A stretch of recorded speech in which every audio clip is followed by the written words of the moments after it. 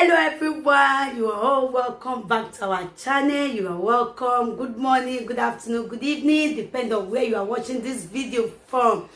Guys, in this channel we bring out amazing video, wonderful video, interesting videos. Please do subscribe so that you can see more videos in this channel. As you do so, God bless you. Okay guys, I'm going to leave you to watch this video. Please do comment down below according to the video. As you do so, God bless you. So guys, I leave you. Please watch this video till the ending and see you all in my next video. Bye guys, thank you all. Chalike ya wawesi, France wawesi, Spain wawesi, Germany wahia wawesi. Benu wari oboyo yeke obi wano. So na we do na wagire. Wahia wawesi no wamewo yese egbelede osongi. O letin bere nenia alaho. Aga ji yake ma yan rene aga tin amubo no ma. Ma yala owo ma be jo letin ike ni ma be support o letin ni ma be yuku gbagba ya mudia no letin me ni ma be ya ka mudia ne elede osongi ma be degbe o letin o re nania ove no so yebe de wote ni ma yala o ni ma mudia yuku gba ni ma be ya support o letin one international. So venu waya wala ho beni mabe kabe ya be mudiane elede osongi ma ye be so letin ayo ni ma ye be mudia kewo he no ma ni Jesu Kristi ise o sanogbe ma ya kugbeti ise awese o So my people, God bless you all. If you don't know zomo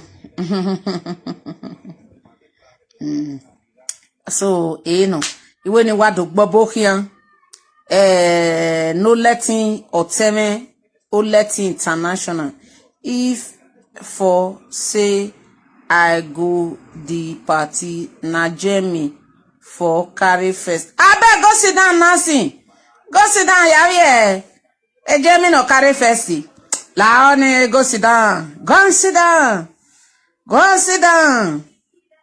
Jamie no carry first Awe si agota na iro wa o ni eko wa de nigbu no me yegbe won be ni bi eje meje bege na ya imewe ni ya puta me bi eje mi o izi egbe wa ya me izi egbe o wa ya me bi eje mi because me wa ye na I don't want to talk about Jama people. Why go me why be mo no ari Jama because ma oni gwan kan ya. So wala ru devie jamana riema ru devie o mo meriema commentasi e ke wa ibe mo hia merie na o ve gatasi bi o dori wala o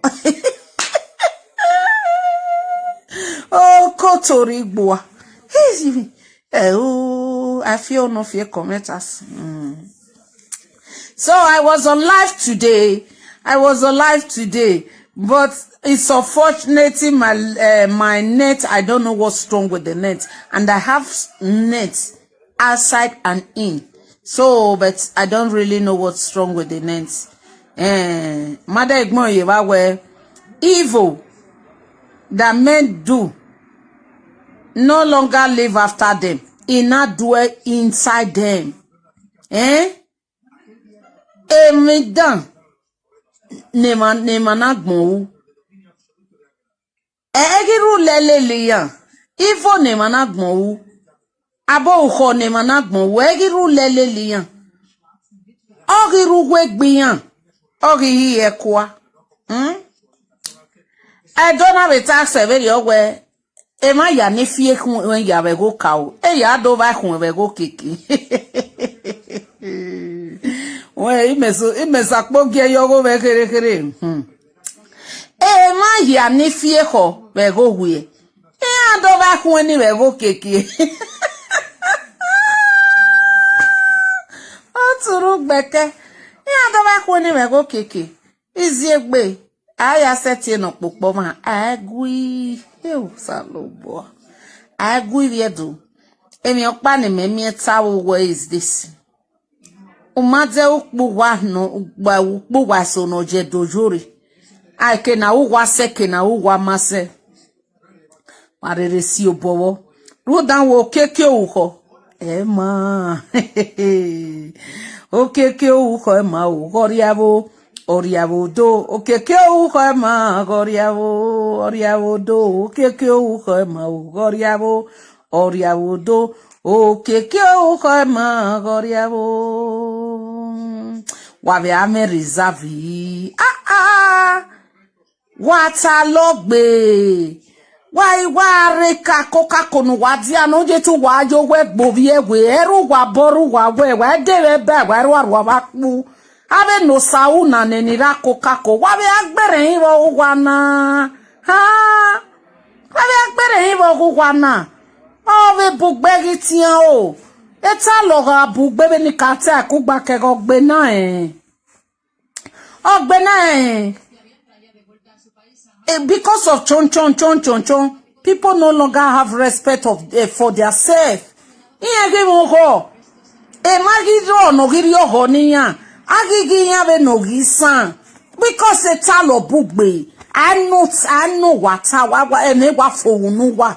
Agi no unu wa gba drag me na ro wa simi na yi.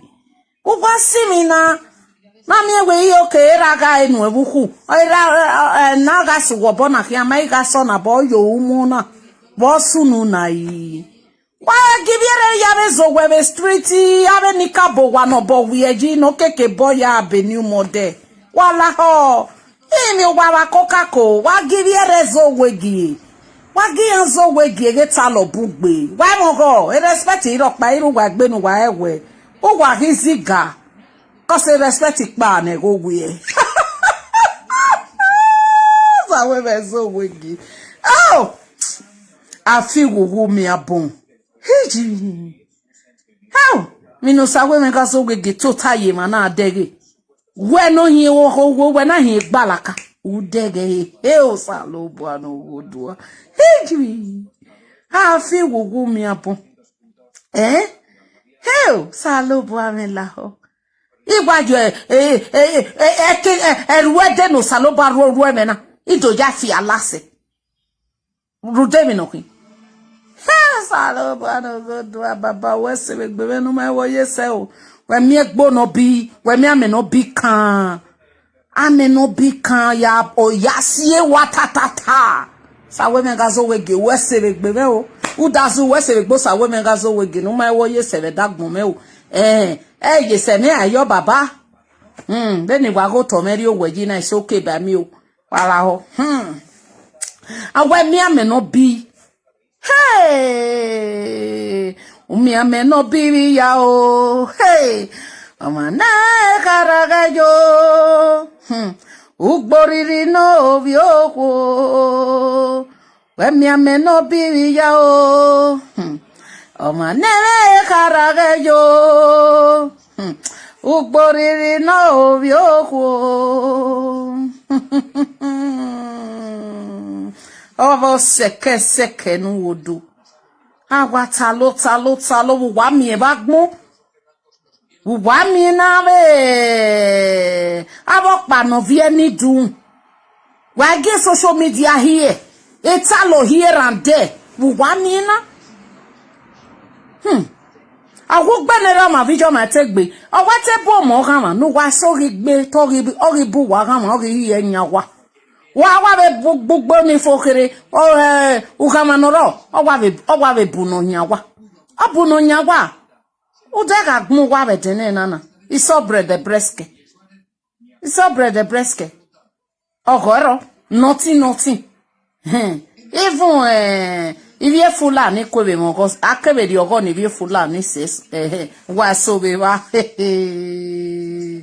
etene no baba ala wo ma de ga gbon wa be tene nana once in a while no Osawenighazowegi wa ala video o pe anu o da mi o ho ori ogo mi e mi ro bawo e ya ro me yeke aba da kamiru nye ya o wa so ma bo yen na fan bu Okay. Ukpopo na ya gbijale ya gawe ya se gbiyawo. Emi so ni me mo bo mi ogbeso mi wa mi mo pa be me wa gioge wo wa ni diana. Wepo hu wepo hu Eriononia awa wepo we na wepo hu okome na so we go the shame of the devil na we eri obo hin obi ekun bi o sare aga wuya be no gwe mi ati aga wuya be no gwe be no woji be no mi abale she ma hin e wori ogo ga ge we no ri o mama ruda weke no gwe na zehi no kpa na zoge ekene no kpa na zoge no kpa na zoge we aga ite eme nata be na manata ba hwe ogo yakpa ya iwate me be na akwa regi je me nitari uki ni kinia uki no uki Rudan we Osawenighazowegi ugbagbe vukpe rubbish ukpe nonsense ukpe nuisance Queen Osawenighazowegi omonera wojo nu omonera wije we no jore gi jare nu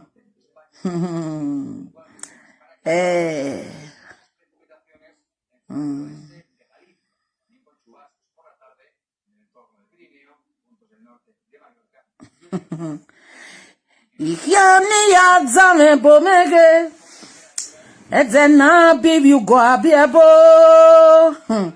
Ikiani ya zame bomege Edena baby you go abiebo Ikiani ya zame bomege Edena baby you go abiebo Ikiani ya zame bomege Edena baby you go abiebo Yani ya zame bomege Edena baby you go abiebo Yani ya zame bomege Edena baby you go abiebo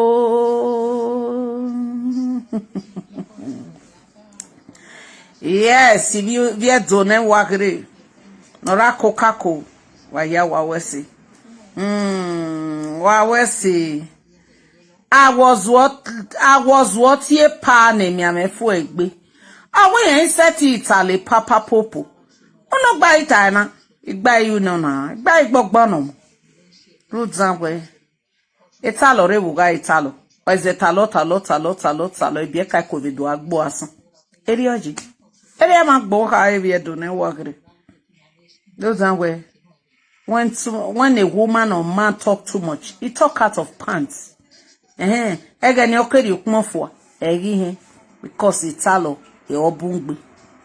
Eme na tavena e akin atawa ho. Even eme na tavena ye be tawa ho. O kini. O kinona.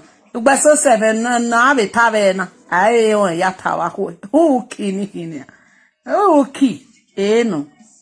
Ma understand. Wari ogo negbuwa. No go ga wiwa. O no go ga mi wale. Wari ogo negbuwa waso wiwa. Onero la himo. Waso wari ogo negbuwa. Nemega ga mi wale. In fact, wa manari ogo negbuwa. Ibieka oga juwa wewa. Wa manari ogo negbuwa. Because emi ya na omi here ununata there are so na awami ununa oigu in fact do my no if you know in case you don't understand my dialect not everything that this mouth see this eye see that math with that math we talk. There are some things this eye will see it. Sometimes your mouth will close.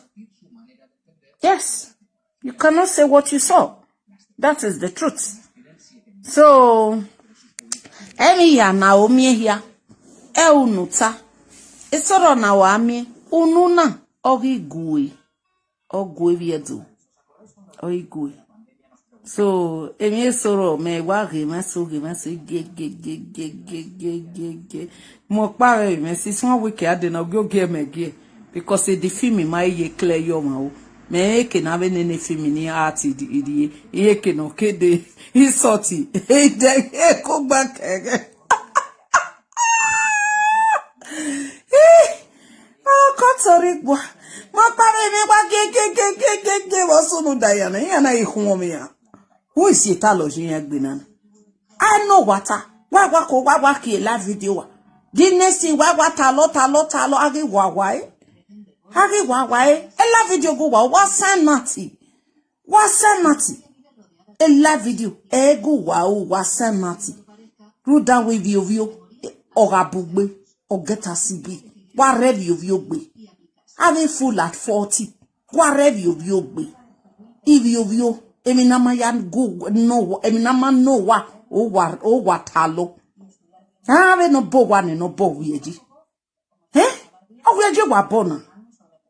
Ba gema ya ni devo de ni adobe ni modernoro. Wa ama we no tota oni ni mode. We madego wa ne makenje boa. Estate oge makenje ve Port Harcourt. We madego estate ni. Ala fo vieno. We madego wa no bi kobana bo. Imashogo wa dega be nenu abo watemi. Imashogo wa dege. Ema no ma be no hu ya ma be o ma be desin woto. Agwa talo bu wa mi ba gun. Dewi nu wa mi na. Wa talo. Ah, be me home no ma kenje dewe ge estate. Hija. Eke ni Manuela na be bowa. Manuela na bowa na rijeyo. Ose ne hu na ihu gbowa na mu wa be de agbe. Wa be zebete so wa be nye gbowa nye we me no wa talo na irrelevant. My past tense is my past tense. Yeah. For egbe love to give her. A past tense is my past tense. Ama no ri do aye past tense me gi me won ugbo be wo hu. Ama so worry we. Ama no ri latian anything past tense oma udo ya gi oma the gie present one. Ugbo be wo hu na. Egbe ma ho waso we wa. No ye past tense oma ya gi oma. Ugbo be wa hu waso hu we wa. No do ave unyima tosi na. Unyime no gbe hu e. Unyime na ya macho verere. Nyaga nyogo all over the place. Vaya yogo no wahena. I know what I will look for what I jet dojori. If you want me ha.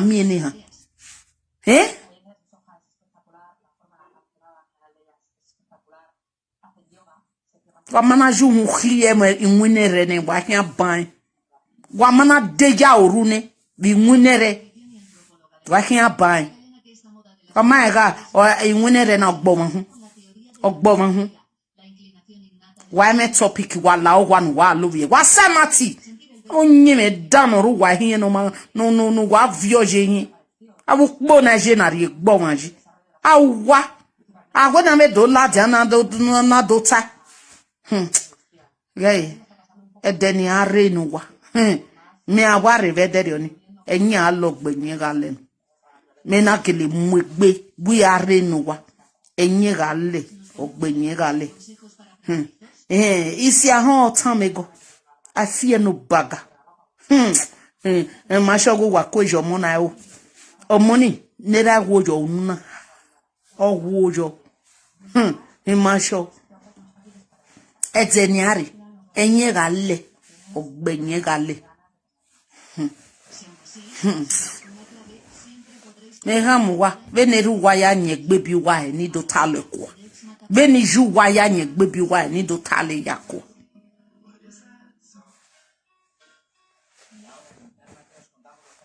That's yan. Why gbofo ma wa wono gbofo wan se. Wa ni nyoma wa yari ye ba ibe de agbe. Wa mana te mo wan e o wa hun mi. E do wa apte ban wo bi aban wa na yale e o ogu wa jeveri o. Ogu wa jeveri o.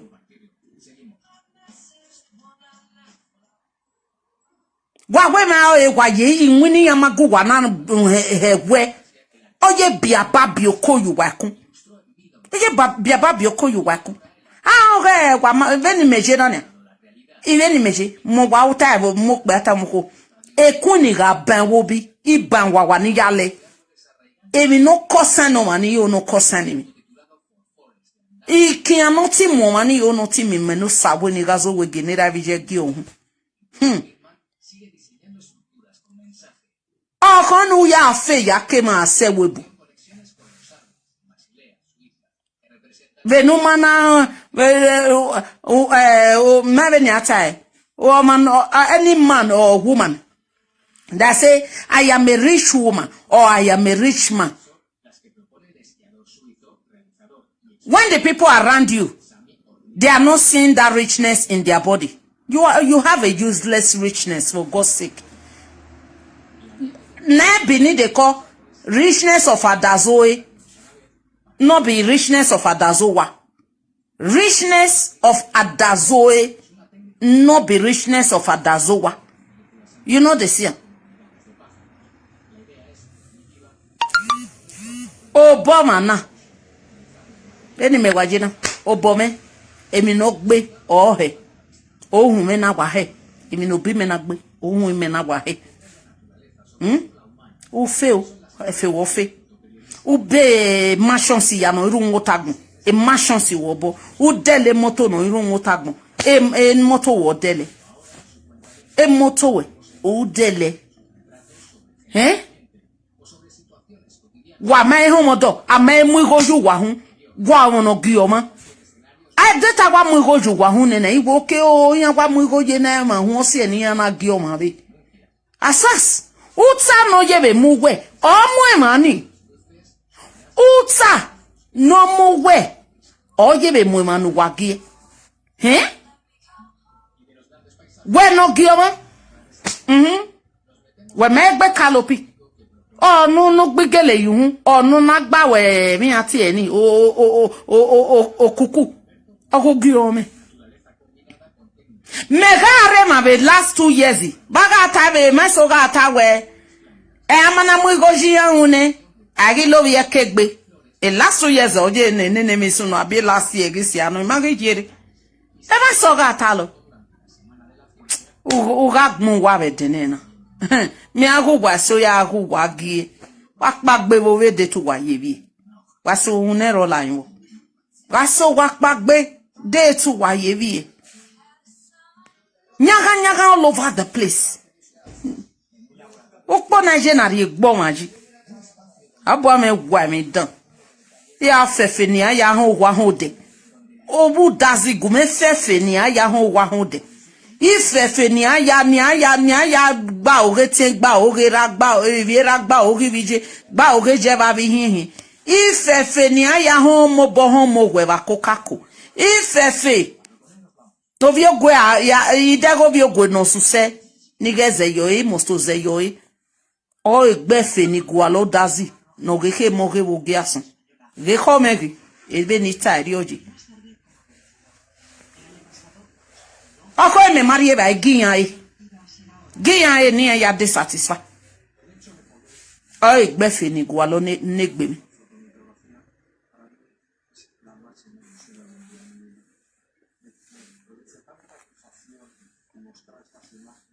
E mani ho hu abungbe wagun. Ide ti yan we kankan o egu me he. Ime ya negbe mota ya be kankan iwa vela yan na re serve oni. Wo sunu da wa so we wani. Abi akoho no wa ho obo wa yu wa ko.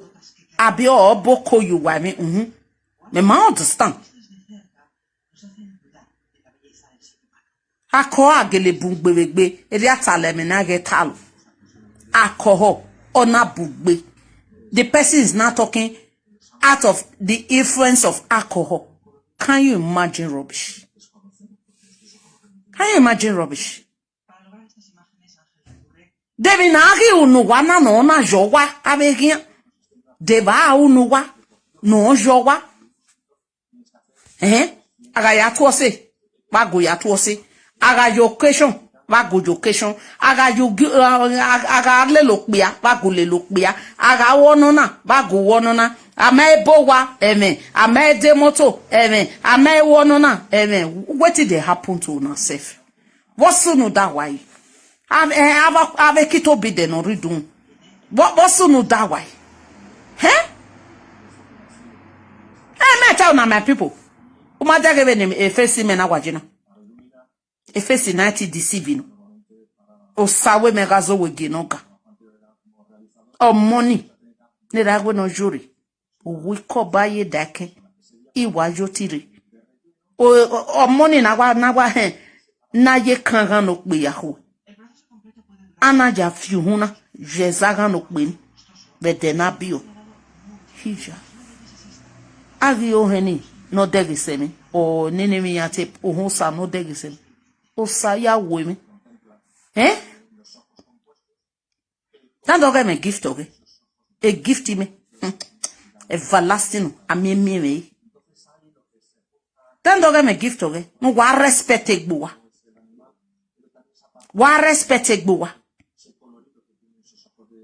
Dono salo baji adi agbona na wa ganu Don't no salo baji ade agbona we he I was I can omodo wa na mo boye gbo wa gba kiye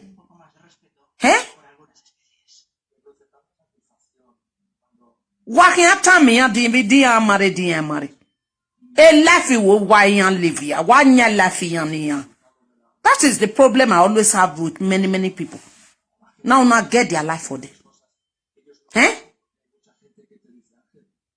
Edward da affair no e bobon we bona no wa live life for kan wa enjoy gbe kan me peace oge e bobo we bona no we adopt omo iya ya wa ko ale enjoy gbe yan they have their peace they have their rest of mind iya gogo yan boy problem wana no wa iri yan abi wa iji yan no yan ta me ya we ya mare Give me the occasion wa mo wa here. Ay ja mare. Isalo Osawenighazowegi your enemy do sofa. A first mistake will never take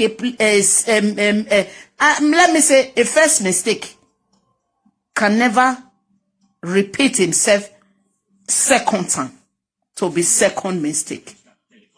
A first mistake let me say it's out of foolishness. When the second mistake still take place, that means that person, him or her does not know what she is doing. Him or her is doing.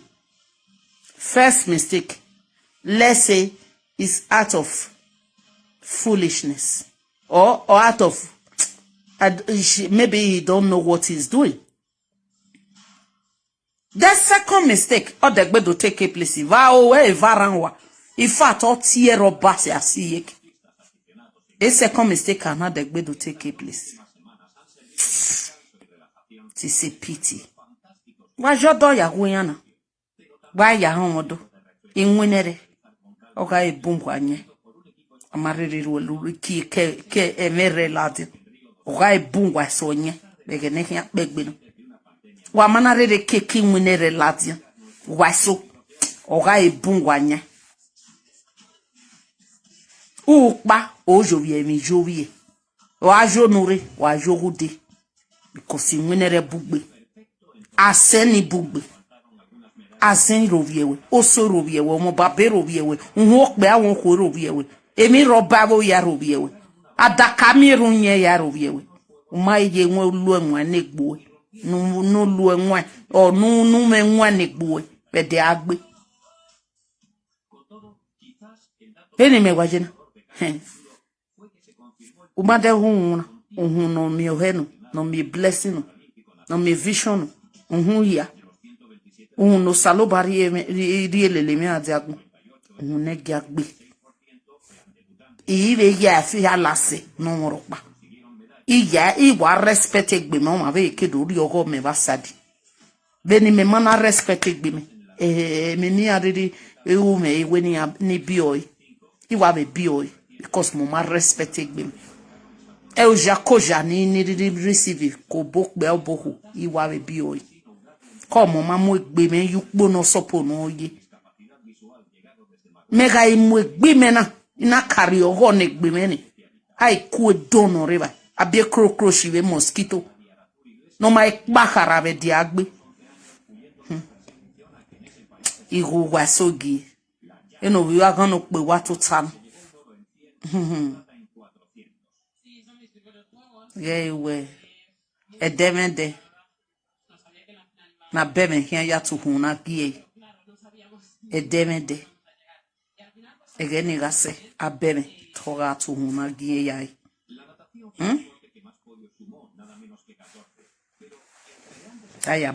why mari o wahi ho gba agbo wahi anu wage nu ani ke hu ameri okpu yoto ne ho ne we mi na ri mu ya bi koka koni adi kwa ma uye magbonwa wa se ma hi ani no ogu wagane wage ma be no de asire yo hin e mu magabe dokpa almost ga o too much gbegi o bugbegi ti ya kwa sire yo gwa no ge me be ga no ko no ogu wagane no ge me ga wa ga sire yo ge o ga one day e mu maga almost to ga one day uki obugbe ne be gbuwa uki obugbe ne be gbuwa asete bitete hoyi obugbe ne be gbuwa obugbe ojanwe ofitan omahitan onwe go igbe na omo I ignore kore enera me mo go park high but we just for peace story ofitan beni kata me no we aganu pe nera beje hey ni wo ovime wo Osawenighazowegi ni udambo mo na we no Zowegi to Zowegi e nebi oba ke bi wuwa no ohonu ari obe wawa obogwega obe kambi akwa owegi ni ekete ni so kuni mosto tayo kon wari kazi koso komo babe adakada wano ehi mami ego no enera beje me hebe egi obogbe I pity many of you, eh? I pity many of you. Many of you. I pity many of you. In winning bay move the agbe. Can I have kuni yogari and I have you? E ugana ha kuni. Talk of use unyime emi here. I have a yogariana. I have a yogariana. Name it. Unyime no emi ya no emegberi oto no abe na ya leba enu abe na awe mi ugano ugana ha kuni yogariana wan I have a yo egbe me ya yata ndu no me ya yata.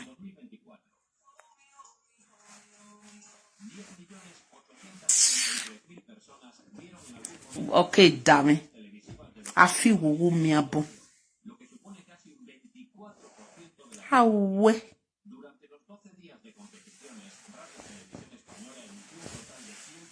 Wa jocation lele ran birikan. Amanya maja wodo. No me no kan we kan odo ni ama ehun me.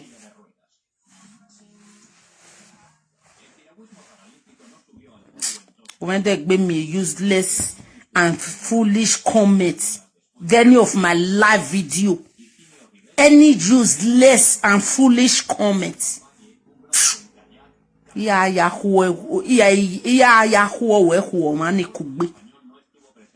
Eva huwe do, ya kbu wa eva hun.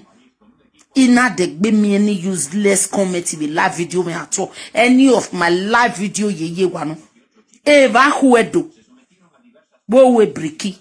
keke o na ya mi ate in Yoruba e ya yakpo wa eva hu na hi wa mi na mi we me na do agba no wase hu iga be pe unu gwa ni ijale monegi e pa e mo gwa ni ko sa mo nu wa ya ri ogo ni no so wa ni ya alimonegi eni ido bomi kan o khere lele ya pa mo wa ni no mi na amasi wa mi na ri ogo ni no so wa be de agbe e ya o wa ese ege ni deban bege ne ki agbegbe ni et asun are imesho we am wa ya wa pe otuta wa mi na ri ogo ni no so wa he be de agbe abu sakamori ya no ma ti ri ogo ni ra bi na na we bodo mu ya gbon ria ya la dia me nu pu wa di kan na me nu pu wa di kan chon wo gin adi agbon abi wo zede no gbe yan be di agbe wo close yan abi wo ri ba ni ya ke no mafo Osawenighazowegi na ri ba o ha go egbewe ne wo pa be yo ri yo wo ha go we down ya ugbewe ne u vie carton turkey carton chicken e meluza carton e u violele fridge. Can you do it? Why can you kuni mudia yogari na can you stand it? O si egbe ni rabe no sa wese ni. O si egbe be ni e no bome gbome he. E maka no fun no ma fo ekuni jo. Ai wawai. Aneti de so le wo yekun. O sai wo ho wan ho mari eme. Au gbo vi wa hu. Ah de ye ko abokoro. Wa nya go na yaje party. Ah de ye ko abe kito bide. Agwa gomende gbe hememe unu wa. Opo won ma na gbo wa. Won re me no ya gan no pe. Gomende gbe hememe unu wa. Kamo wa we kuni no wa hin. Ogi sama gwan oro. The rekuni o wa aderi. Ege ne kan begbe gbo vi wa hun we no wa ya na hia ba ya hun mo do wa je party lele ran american ai wa we omo do ni we pe ka pa pe te ne gbo eni o ka apogo ma be we me omo do we age o ma be go and marry a o ga mu go ju ohun ni gbo na je na ri gbo wan yi o re fowunu wa ya sale ku me lele ran american take time. Only J party I say Kabashan is none of anybody fucking business. Igo mogbe ina ri party ni jo. Igu wa wogun ante. Wa ne okinyeme. Logo me suko yuwaru. Ave ikue doni ra kokako. Wa ho wa. Ave wa ho wa ba masu. Ave ma dan bi o meme. Bien son ami wa eje ke no ke pare wa de ye ko awokoro baba wa bebe ne ga kai abi ma hia ne gbe oko no ra ko kako viva. I love you guys to infinity. Agunya gwa ma wo ba gugunya gwa awa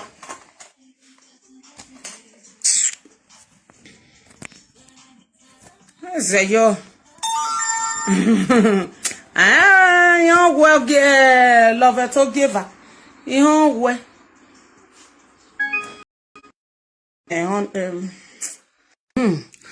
Let me carry this thing and sit down very well. Why go? It's what I want. Can you imagine rubbish? Nonsense all over the place. So tell me, I even know Vivianti.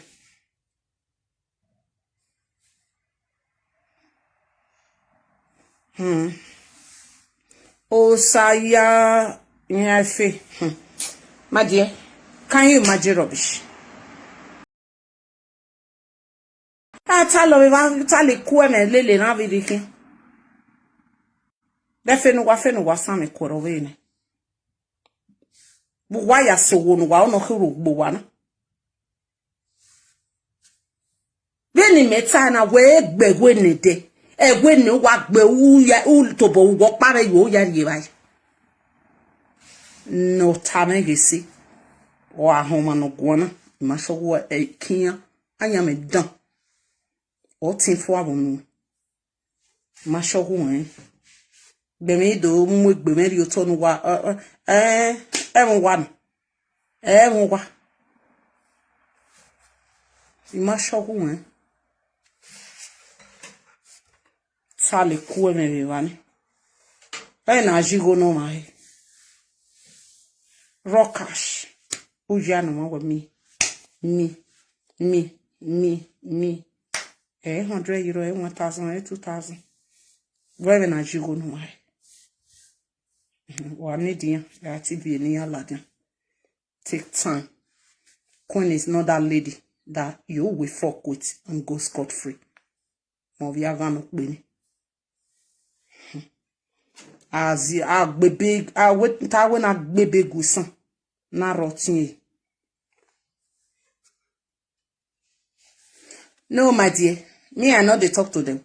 Now their mats, they go, they drive rough all over the place. Now, so I go party, I never go marry. Can you imagine rubbish? Eri party, ya marry. See who they talk. Ring not dey your hand. Ring not dey your hand. You they sit down there, they condemn person. I remember last year, water where why love ye cook me and walele, why love ye cake, begini and any yamana mugoju wahune. Why my mugoju wahune, why go walk on, anyway, I could be made, but when I come on, make it or a comedy party, you go be, or a comedy anyway.